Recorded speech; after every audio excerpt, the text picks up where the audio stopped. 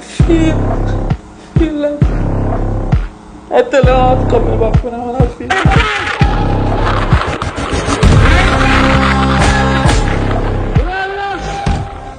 ذرا تصور کریں کہ ایک تیل سے لپٹا ہوا پائپ جو 30 انچ چوڑا ہے آپ کو آسمانی بجلی کی رفتار سے اندر کھینچ رہا ہے. یہ 5 افراد خود کو ایک دل دہلا دینے والی صورتحال میں پاتے ہیں، لیکن ان میں سے صرف ایک زندہ بچتا ہے. ان کی انسنی کہانی کو دنیا کے سامنے لانے کے لیے ایک گوپرو کیمرہ جو ان میں سے ایک کے لباس میں نصب تھا سب کچھ ریکارڈ کر رہا تھا.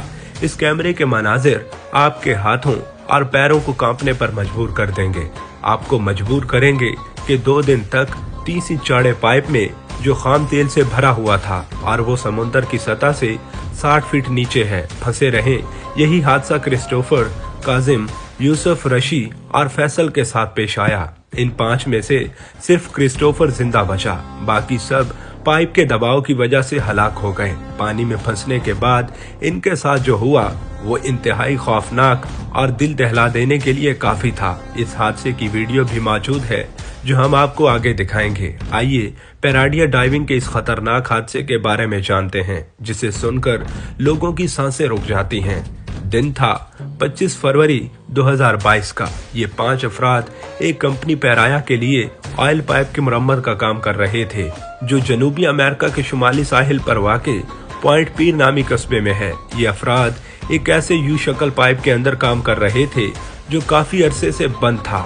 اس پائپ کے ایک حصے پر خام تیل کے ٹینکرز اتارتے تھے جسے برتھ 5 کہا جاتا تھا اور وہاں سے یہ تیل برتھ 6 کے ذریعے نیل ریفائنری تک پہنچایا جاتا تھا جہاں تیل صاف کیا جاتا تھا. اس دن مزدوروں کا کام تھا کہ پائپ کے اوپر والے حصے کو پانی سے الگ کریں تاکہ وہ اپنے آلات کے ساتھ وہاں کھڑے ہو کر پائپ کے اندر کام کر سکیں. ہائیڈرو کاربن کے اخراج کو روکنے کے لیے ایئر پلگ لگائے گئے تھے اور ایک خاص کیوبی جسے ہیبیٹیٹ بیل کہا جاتا ہے کام کے لیے استعمال کی گئی. ہیبیٹیٹ بیل پائپ کے اندر ہوا کا دباؤ چھوڑ کر خشک جگہ بناتا ہے تاکہ لوگ آسانی سے کام کر سکیں. لیکن جیسے ہی انہوں نے ایئر پلگ ہٹایا ایک المناک حادثہ پیش آیا.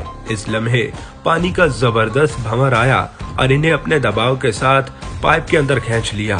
یہ بھنور اتنا شدید تھا کہ 90 سیکنڈز کے اندر اندر یہ پائپ انہیں 20 فٹ نیچے اور 120 فٹ دور پھینک دیتا ہے. حادثے کے بعد مناظر میں پہلے کچھ دکھائی نہیں دیتا، پھر سب کچھ تاریک ہو جاتا ہے. چونکہ پائپ سیدھا نہیں تھا اس لیے انہیں کچھ آرام ملا اور وہ ایک ایئر پاکٹ میں پھنس گئے جہاں وہ سانس لے سکتے تھے.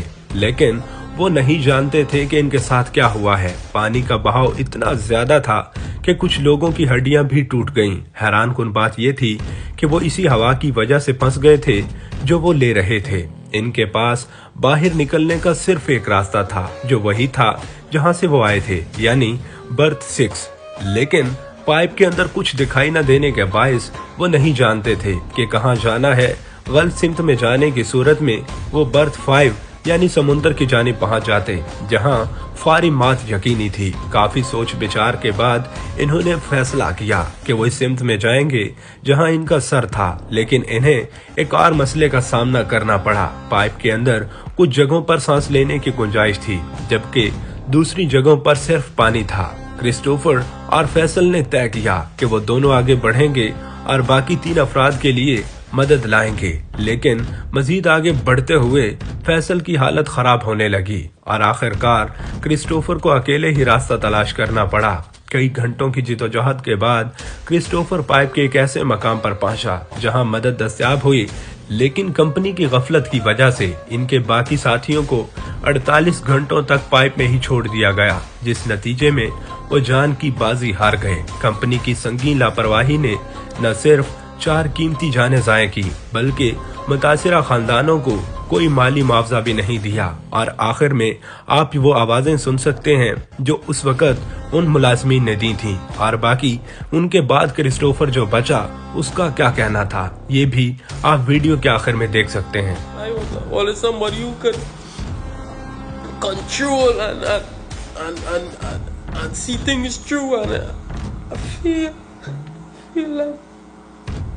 اطلاعات قبل بکنم حرفی.